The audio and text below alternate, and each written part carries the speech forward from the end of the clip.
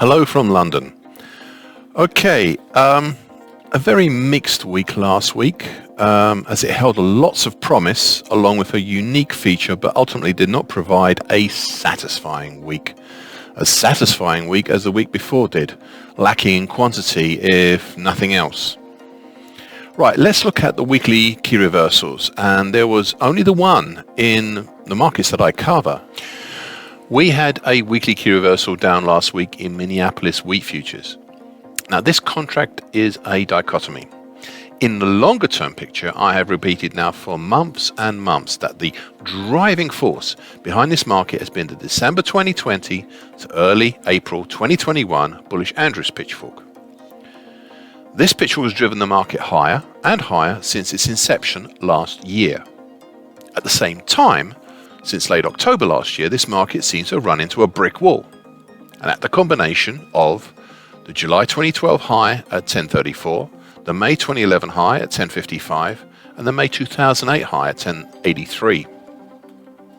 The July 2012 high has been especially effective at capping this market on a closing basis. Thus, last week's weekly key reversal down is the latest manifestation of this topping action. As if when prices cannot go up, then eventually they will try back down. Now, the market has now run into two supports, both interconnected. The key one is the lower tine, currently at 950, of this same bullish Andrews pitchfork. The second support is the partner to this lower tine, has been since April last year. It is the rising medium moving average, currently 967. This is being tested this week, with yesterday being an indecisive doji cross closing right on the medium moving average. The next thing to look at is the monthly key reversals for December 2021, which also happened last week. These were the most numerous of all the longer term key reversals, and there were three that stood out. In the currencies, Euro sterling had a monthly key reversal down.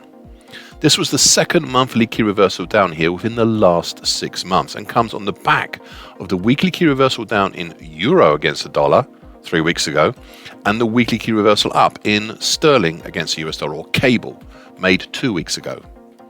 This was on the cards after the market dived down last week to the lower trend line, currently at 83.58, of what I saw as a possible falling wedge pattern from the middle of last year. The second standout one was the EMini S&P futures, which had a monthly key reversal up last month. Interestingly, right at the top of the market. Whilst this has not been fully justified, as it is a long-term pattern after all, it is interesting to note that the first trading day of this year had a daily key reversal up, and yesterday was a new all-time high, though it was made with an indecisive doji cross pattern. Not something you'd really like to see there if you were a bull. Finally, in the commodities, we saw a not wholly rare, but definitely an unusual, immediate countering monthly key reversal up in Paris Rapeseed futures.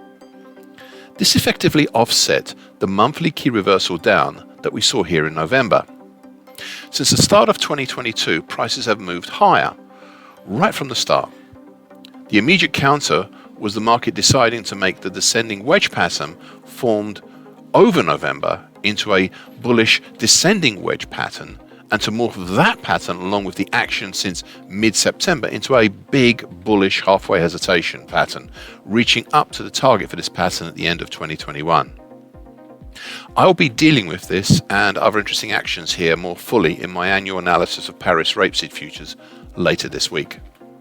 There were also other monthly key reversals, some supportive of the ones I have already mentioned, such as a monthly key reversal up in the Dow Jones Stock Index. That supports the idea on the EMini S&P futures. Others were split, such as the monthly key reversal up we saw in London cocoa futures, but not in New York cocoa futures. Finally, there were two on their own. We had a monthly key reversal up in LME 3-month Zinc, which followed on from a weekly key reversal up we saw here earlier in December, and from which we've seen a suitable start high already this year. And we've seen a monthly key reversal up in Chicago lean hog futures, though I have a suspicion that whilst this may be indicative of a possible change in recent sentiment, it may also be a function of the relatively narrow range we saw in November. Now, to finish off with, a unique situation. As December was the last month of the year, it gave the opportunity to look and see how many annual key reversals have been created throughout 2021. Well, there was only one, the one. An annual key reversal down in the euro versus the Swiss franc. Not really inspiring, is it? That's it for this week. However, I'm always happy to answer any questions with anyone who's interested. And with that, I'll finish this section from London. I hope you found these comments useful.